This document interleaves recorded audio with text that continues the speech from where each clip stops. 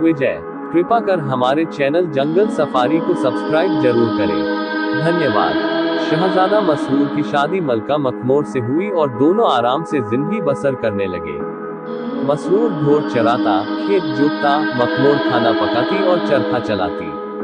दोनों तालाब के किनारे बैठे हुए मछलियों का तैरना देखते, लहरों से खेलते, बगीचे में जाकर चिड़ियों के चहचहे सुनते और फूलों के हार बनाते।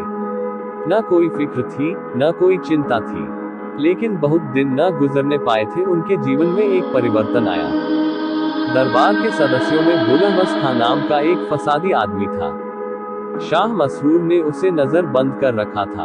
वह धीरे धीरे मलका मखमोर के मिजाज में इतना दाखिल हो गया कि मलका उसके मशवरे के बगैर कोई काम न करती। उसने मलका के लिए एक हवाई जहाज बनाया जो महज इशारे से चलता था। एक सेकंड में हजारों मील रोज जाता और देखते देखते ऊपर की दुनिया की खबर लाता। मलका उस जहाज पर बैठकर यूरोप और अमेरिका की सैर करती। बुलहवस उससे कहता, साम्राज्य को फैलाना बादशाहों का पहला कर्तव्य है। इस लंबी चौड़ी दुनिया पर कब्जा कीजिए, व्यापार के साधन बढ़ाइए, छिपी हुई दौलत निकालिए, फौजें खड़ी कीजिए, उनके लिए अस्त्र शस्त्र जुटाइए। दुनिया हौसलामंदों के लिए है। उन्हीं के कारनामे, उन्हीं की जीतें याद की जाती है। मलका उसकी बातों को खूब कान लगाकर सुनती। उसके दिल में हौसले का जोश उमड़ने लगता। यहाँ तक कि अपना सरल संतोषी जीवन उसे रूखा फीका मालूम होने लगा। मगर शाह मसरूर संतोष का पुतला था। उसकी जिंदगी के वह मुबारक लम्हे होते थे जब वह एकांत के कुंज में चुपचाप बैठकर जीवन और उसके कारणों पर विचार करता और उसकी विराटता और आश्चर्यों को देखकर श्रद्धा के भाव से चीख उठता, मेरी हस्ती कितनी नाचीज है। उसे मलका के मंसूबों और हौसलों से जरा भी दिलचस्पी न थी। नतीजा ये हुआ कि आपस के प्यार और सच्चाई की जगह संदेह पैदा हो गए। दरबारियों में गिरोह बनने लगे। जीवन का संतोष विदा हो गया। मसरूर को इन सब परेशानियों के लिए जो उसकी सभ्यता के रास्ते में बाधक होती थी, धीरज न था। वह एक दिन उठा और सल्तनत मलका के सुपुर्द करके एक पहाड़ी इलाके में जा छिपा। सारा दरबार नई उमंगों से मतवाला हो रहा था। किसी ने बादशाह को रोकने की कोशिश न की। महीनों वर्षों हो गए, किसी को उनकी खबर न मिली। 2. मलका मखमोर ने एक बड़ी फौज खड़ी की और बुलहवस खां को चढ़ाइयों पर रवाना किया। उसने इलाके पर इलाके और मुल्क पर मुल्क जीतने शुरू किए। सोने चांदी और हीरे जवाहरात के अंबार हवाई जहाजों पर लदकर राजधानी को आगे लगे। लेकिन आश्चर्य की बात यह थी कि इन रोज बरोज बढ़ती हुई तरक्कियों से मुल्क के अंदरूनी मामलों में उपद्रव खड़े होने लगे। वह सूबे जो अब हुक्म के ताबेदार थे, बगावत के झंडे करने लगे। कर्ण सिंह बुंदेला एक फौज लेकर चढ़ आया। मगर अजब फौज थी, न कोई हरबे हथियार, न तोपे, सिपाहियां के हाथों में बंदूक और तीर तुपुक के बजाय बर्बर तंबूरे और सारंगियां, बैले, सितार और ताव थे। तोपों की धनगरज, सदाओं के दले तबले और मृदंग की कुमक थी। बम गोलों की जगह जलतरंग, ऑर्गन और ऑर्केस्ट्रा था। मलका मखमोर ने समझा आन की आन में इस फौज को तितर बितर करती हूँ। लेकिन जो ही उसकी फौज कर्ण सिंह के मुकाबले में अब न हुई। लुभावने, आत्मा को शांति पहुंचाने वाले स्वरों की वह बाढ़ आई, मीठे और सुहाने गानों की वह बौछार हुई कि मलका की सेना पत्थर की मर्तों की तरह आत्मविस्मृत होकर खड़ी रह गई। एक क्षण में सिपाहियों की आंखें नशे में डूबने लगी और वह हथेलियां बजा बजा कर नाचने लगे, सर हिला हिलाकर उछलने लगे। फिर सबके सब बेजान लाश की ताह गिर पड़े। और सिर्फ सिपाही ही नहीं, राजधानी में भी जिसके कानों में यह आवाजें गई वह बेहोश हो गया। सारे शहर में कोई जिंदा आदमी नजर न आता था। ऐसा मालूम होता था कि पत्थर की मूर्तों का तिलस्म है। मलका अपने जहाज पर बैठी यह करिश्मा देख रही थी। उसने जहाज नीचे उतारा कि देखो क्या माजरा है। पर उन आवाजों के कान में पहुंचते ही उसकी भी वही दशा हो गई। वह हवाई जहाज पर नाचने लगी और बेहोश होकर गिर पड़ी। जब कर्ण सिंह शाही महल के करीब जा पहुंचा और गाने बंद हो गए तो मलका की आंखें खुजी जैसे किसी का नशा टूट जाए। उसने कहा, मैं वही गाने सुनूंगी, वही राग, वही अलाप, वही लुभाने वाले गीत। हाय, वह आवाजें कहो गई, कुछ परवाह नहीं, मेरा राज जाए, पाट जाए, मैं वही राग सुनूंगी। सिपाहियों का नशा भी टूटा। उन्होंने उसके स्वर मिलाकर कहा, हम वही गीत सुनेंगे, वही प्यारे प्यारे मोहक राग। बला से हम गिरफ्तार होंगे, गुलामी की बेड़ियां पहनेंगे, आजादी से हाथ धोएंगे, पर वही राग, वही तराने, वही ताने, वही धुने। 3 सूबेदार लोचनदास को जब कर्ण सिंह की विजय का हाल मालूम हुआ तो उसने भी विद्रोह करने की ठानी। अपनी फौज लेकर राजधानी पर चढ़ दौड़ा। मलका ने अब की जान तोड़ मुकाबला करने की ठानी। सिपाहियों को खूब ललकारा और उन्हें लोचनदास के मुकाबले में खड़ा किया, मगर माहरी हमलावन फौज, न कहीं सवार, न कहीं प्यादे, न तोप, न बंदूक, न हरबे, न हथियार। सिपाहियों की जगह सुंदर नर्तकियों के गोल थे और थिएटर के एक्टर। सवारों की जगह भांडों और बहुरूपियों के गोल।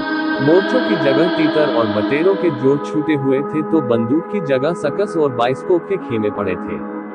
कहीं हीरे जवाहरात अपनी आफताब दिखा रहे थे, कहीं तरह तरह के चरिंदों परिंदों की नुमाइश खुली हुई थी।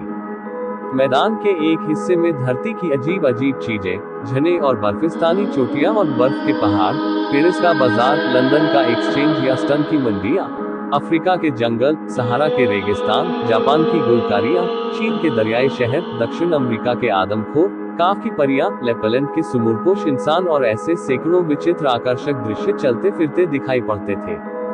मलका की फौज ये नजारा देखते ही बेसुध होकर उसकी तरफ दौड़ी। किसी को सर पैर का ख्याल न रहा।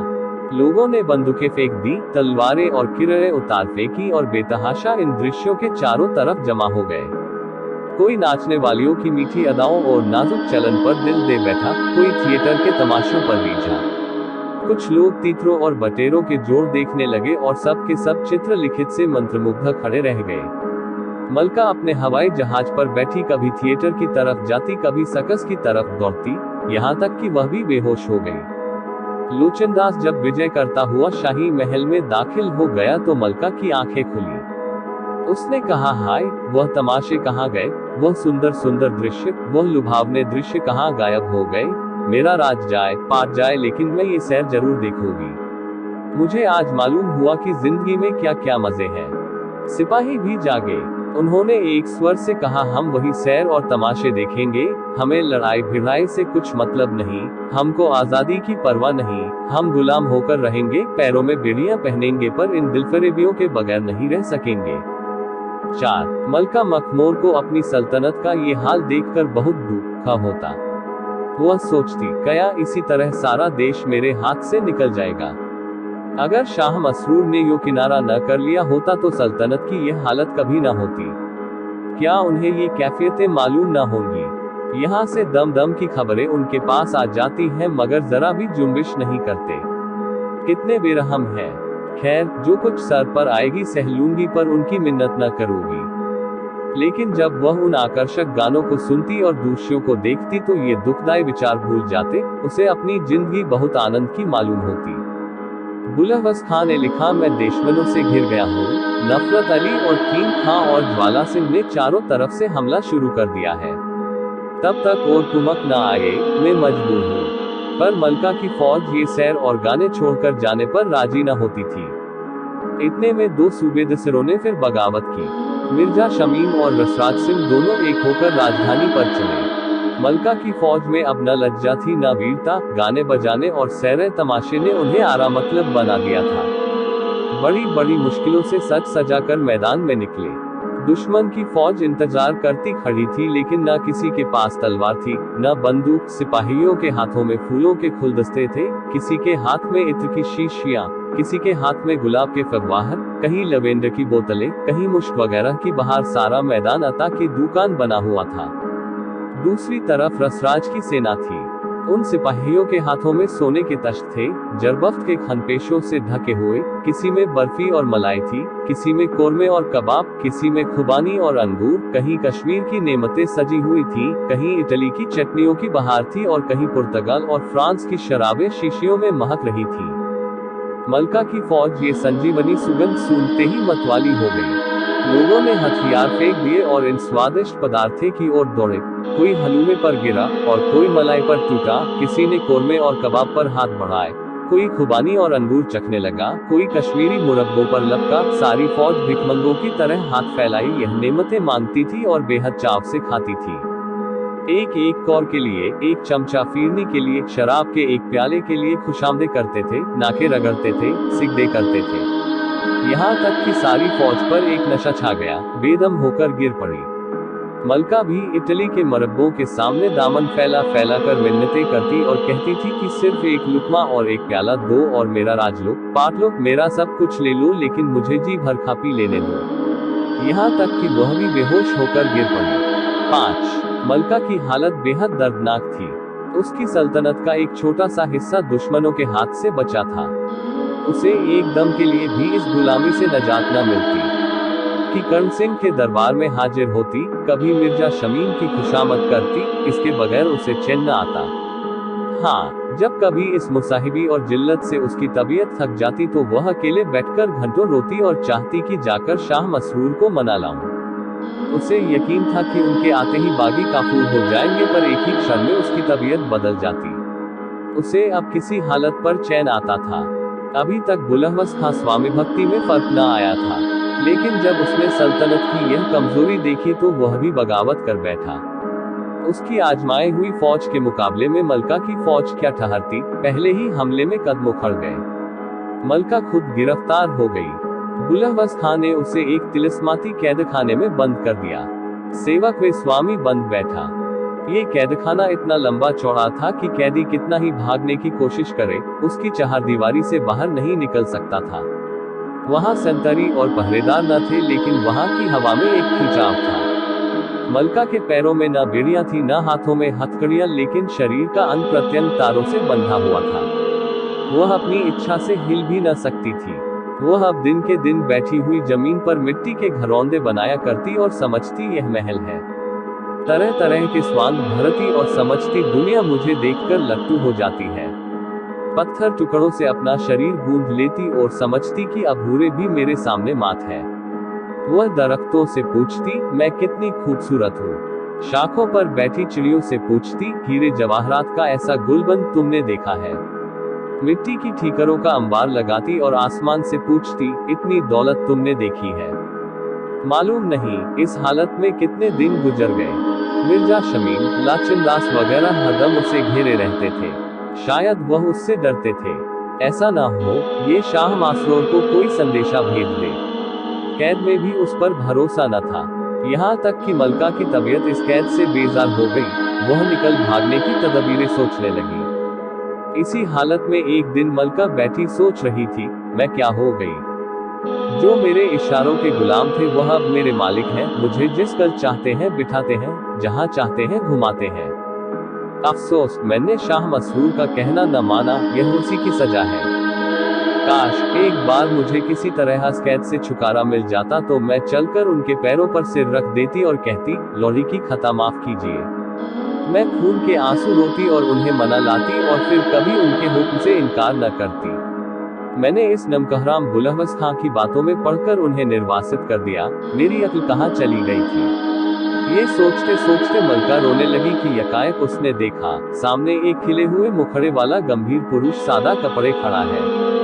मलका ने आश्चर्यचकित होकर पूछा, आप कौन है? यहाँ मैंने आपको कभी नहीं देखा।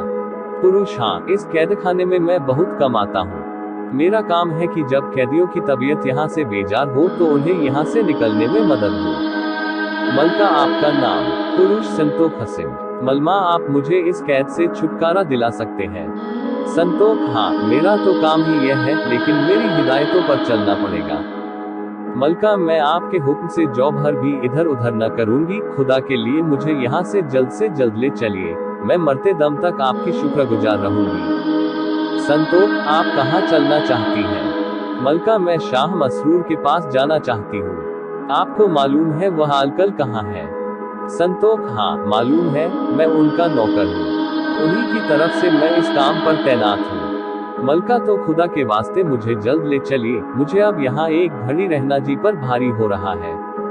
संतोख, अच्छा, तो ये रेशमी कपड़े और यह जवाहरात और सोने के जेवन उतार कर फेंक दो। बुलहवस ने इन्हीं जंजीरों से तुम्हें जाकर दिया है। मोटे से मोटा कपड़ा जो मिल सके पहन लो। इन मिट्टी के घरौंदों को गिरा दो। इत्र और गुलाब की शीशियां, साबुन की बट्टियां और यह पाउडर के डब्बे सब फेंक दो। मलका ने शीशियों और पाउडर के तड़ाक तड़ाक पटक दिए, सोने के जेवरों को उतारकर फेंक दिया कि इतने में बुलहवस धाड़े मार कर रोता हुआ आकर खड़ा हुआ और हाथ बांधकर कहने लगा, दोनों जहानों की मलका, मैं आपका नाचीज गुलाम हूँ, आप मुझसे नाराज हैं। मलका ने बदला लेने के अपने जोश में मिट्टी के घरौंदों को पैरों से ठुकरा दिया, ठीकरों के अंबार को ठोकरें मारकर बिखेर दिया। बुलहवस के शरीर का एक एक अंग कट कट कर गिरने लगा। वह बेदम होकर जमीन पर गिर पड़ा और दम के दम में जहन्नुम रसीद हुआ। संतोख सिंह ने मलका से कहा, देखा तुमने, इस दुश्मन को तुम कितना डरावना समझती थी, आन की आन में खाक में मिल गया। मलका, काश मुझे ये हिकमत मालूम होती तो मैं कभी की आजाद हो जाती, लेकिन अभी और भी तो दुश्मन है। संतोख, उनको मारना इससे भी आसान है। चलो कर्ण सिंह के पास। ज्यों ही वह अपना सुर अलापने लगे और मीठी मीठी बातें करने लगे, कानों पर हाथ रख लो, देखो, अदृश्य के पर्दे से फिर चीज सामने आती है। मलका कर्ण सिंह के दरबार में पहुंची। उसे देखते ही चारों तरफ से धुपद और तिल्लाने के बाद होने लगे, पियानो बजने लगे।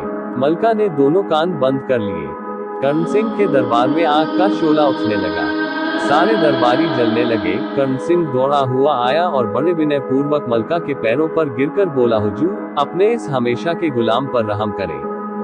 कानों पर से हाथ हटाकर वर्रा इस गरीब की जान पर बनाएगी। अब कभी हुजूर की शान में ये गुस्ताखी न होगी। मलका ने कहा, अच्छा, जा तेरी जान बख्शी की, अब कभी बगावत न करना वरना जान से हाथ धोएगा। कर्ण सिंह ने संतोख सिंह की तरफ प्रलय की आंखों से देखकर सिर्फ इतना कहा, जालिम, तुझे मौत भी नहीं आई, और बेतहाशा गिरता पड़ता भागा। संतोख सिंह ने मलका से कहा, देखा तुमने, इनको मारना कितना आसान था। अब चलो लोचनदान के पास। जो ही वह अपने करिश्मे दिखाने लगे, दोनों आंखें बंद कर लेना। मलका लोचनदास के दरबार में पहुंची। उसे देखते ही लोचन ने अपनी शक्ति का प्रदर्शन करना शुरू किया। ड्रामे होने लगे, नर्तकों ने थिरकना शुरू किया। लालो जमुरर्द की कश्तियां सामने आने लगी, लेकिन मलका ने दोनों आंखें बंद कर ली। आन की आन में वह ड्रामे और सकस और नाचने वालों के गिरोह खाक में मिल गए। लोचनदास के चेहरे पर हवाएं उड़ने लगी। निराशापूर्ण धैर्य के साथ चिल्ला चिल्लाकर कहने लगा, ये तमाशा देखो, ये पेरिस के कहूखाने, यह मिस हेलेन का नाच है। देखो, अंग्रेज रईस उस पर कितनी उदारता से सोने और हीरे जवाहरात निछावर कर रहे हैं। जिसने ये सैर तमाशे ने देखे, उसकी जिंदगी मौत से बदतर। लेकिन मलका ने आंखें न खोली। तब लोचनदास बदहवास और घबराया हुआ, वेद के दरख्त की तरह कांपता हुआ मलका के सामने आ खड़ा हुआ और हाथ जोड़कर बोला, हुजूर, आंखें खोले, अपने इस गुलाम पर रहम करें, नहीं तो मेरी जान पर बन जाएगी। गुलाम की गुस्ताखियां माफ फरमाएं, अब ये बेअदबी न होगी। मलका ने कहा, अच्छा जा, तेरी जान बख्शी की, लेकिन खबरदार, अब सर न उठाना, नहीं तो जहन्नुम रसीद कर दूंगी। लोचनदास ये सुनते ही गिरता पड़ता जान लेकर भागा, पीछे फिरकर भी न देखा। संतोख सिंह ने मलका से कहा, अब चलो मिर्जा शमीम और रसराज के पास। वहां एक हाथ से नाक बंद कर लेना और दूसरे हाथ से खानों के तश्त को जमीन पर गिरा देना। मलका रसराज और शमीम के दरबार में पहुंची। उन्होंने जो संतोख को मलका के साथ देखा तो होश उड़ गए। मिर्जा शमीम ने कस्तूरी और केसर की लपटें उड़ाना शुरू की। रसराज स्वादिष्ट खानों के तश्त सजा सजाकर मलका के सामने लाने लगा और उनकी तारीफ करने लगा, ये पुर्तगाल की 3 आंच दी हुई शराब है, इसे पिए तो बुढ़ा भी जवान हो जाए। ये फ्रांस का शैंपेन है, इसे पिए तो मुर्दा जिंदा हो जाए। यह मथुरा के पेड़े हैं, उन्हें खाए तो स्वर्ग की नेमतों को भूल जाए। लेकिन मलका ने एक साथ से नाक बंद कर ली और दूसरे हाथ से उन तश्तों को जमीन पर गिरा दिया और बोतलों को ठोकरें मार मार कर चूर कर दिया। ज्यों ज्यों उसकी ठोकरें पड़ती थी, दरबार के दरबारी चीख चीख कर भागते थे। आखिर मिर्जा शमीम और रसराज दोनों परेशान और बेहाल, सर से खून जारी, अंग अंग टूटा हुआ, आकर मलका के सामने खड़े हो गए और गिड़गिड़ाकर बोले, हुजूर, गुलामों पर रहम करें। हुजूर की शान में जो गुस्ताखियां हुई हैं उन्हें मुआफ फरमाएं, अब फिर ऐसी बेअदबी न होगी। मलका ने कहा, रसराज को मैं जान से माना चाहती हूँ, उसके कारण मुझे जलील होना पड़ा, लेकिन संतोख सिंह ने मना किया, नहीं, इसे जान से न मारिए, इस तरह का सेवक मिलना कठिन है। यह आपके सब सूबेदार अपने काम में यकता है, सिर्फ इन्हें काबू में रखने की जरूरत है। मलका ने कहा, अच्छा जाओ, तुम दोनों की भी जान बख्शी की, लेकिन खबरदार, अब कभी उपद्रव मत खड़ा करना वरना तुम जानोगे। दोनों गिरत पड़ते भागे, दम के दम में नजरों से ओझल हो गए। मलका की रियाया और फौज ने भेंटें दी, घर घर शादियाने बजने लगे। चारों बागी सूबेदार शहरपनाह के पास छापा मारने की घात में बैठ गए, लेकिन संतोख सिंह जब रियाया और फौज को मस्जिद में शुक्रिया की नमाज अदा करने के लिए ले गया तो बागियों को कोई उम्मीद न रही, वह निराश होकर चले गए। जब इन कामों से फुर्सत हुई तो मलका ने संतोख सिंह से कहा, मेरे पास अल्फाज नहीं, में इतनी ताकत है कि मैं आपके एहसानों का शुक्रिया अदा कर सकूं। आपने मुझे गुलामी ताकत से छुटकारा दिया, मैं आखिरी दम तक आपका जस गाऊंगी। अब शाह मसरूर के पास मुझे ले चली, मैं उनकी सेवा करके अपनी उम्र बसर करना चाहती हूँ। उनसे मुंह मोड़कर मैंने बहुत जिल्लत और मुसीबत झेली, अब अभी उनके कदमों से जुदा न होंगी। संतोख सिंह, हाँ चलिए, मैं तैयार हूँ, लेकिन मंजिल सख्त है, घबराना मत। मलका ने हवाई जहाज मंगाया, पर संतोख सिंह ने कहा, वहाँ हवाई जहाज का गुजर नहीं है, पैदल पड़ेगा। मलका ने मजबूर होकर जहाज वापस कर दिया और अकेले अपने स्वाति को मनाने चली। वह दिन भर भूखी प्यासी पैदल चलती रही। आंखों के सामने अंधेरा छाने लगा, प्यास से गले में कांटे पड़ने लगे, कांटों से पैर छलनी हो गए। उसने अपने मार्गदर्शक से पूछा, अभी कितनी दूर है? संतोख, अभी बहुत दूर है, चुपचाप चली आओ, यहाँ बातें करने से मंजिल खोटी हो जाती है। रात हुई, आसमान पर बादल छा गए, सामने एक नदी पड़ी, किश्ती का पता न था। मलका ने पूछा, किश्ती कहाँ है? संतोष ने कहा, नदी में चलना पड़ेगा, यहाँ किश्ती कहाँ है? मलका को डर मालूम हुआ, लेकिन वह जान पर खेलकर दरिया में चल पड़ी। मालूम हुआ कि सिर्फ आंख का धोखा था, वह रेतीली जमीन थी। सारी रात संतोख सिंह ने एक क्षण के लिए भी दम न लिया।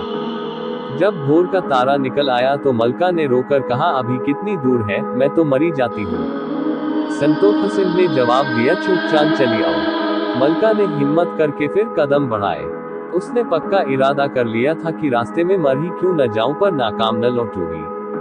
उस कैद से बचने के लिए वह कड़ी मुसीबतें झेलने को तैयार थी। सूरज निकला, सामने एक पहाड़ नजर आया जिसकी चोटियां आसमान में घुसी हुई थी। संतोख सिंह ने पूछा, इसी पहाड़ी की सबसे ऊंची चोटी पर शाह मसरूर मिलेंगे, चढ़ सकोगी? मलका ने धीरज से कहा, हाँ, चढ़ने की कोशिश करूंगी। बादशाह से भेंट होने की उम्मीद ने उसके बेजान पैरों में पर लगा दिए। वह तेजी से कदम उठाकर पहाड़ों पर चढ़ने लगी। पहाड़ के बीचों बीच आते वह थककर बैठ गई, उसे गश आ गया। मालूम हुआ कि दम निकल रहा है। उसने निराश आंखों से अपने मित्र को देखा। संतोख सिंह ने कहा, एक दफा और हिम्मत करो, दिल में खुदा की याद करो। मलका ने खुदा की याद की, उसकी आंखें खुल गईं। वह फुर्ती से उठी और एक ही हल्ले में चोटी पर जा पहुंची।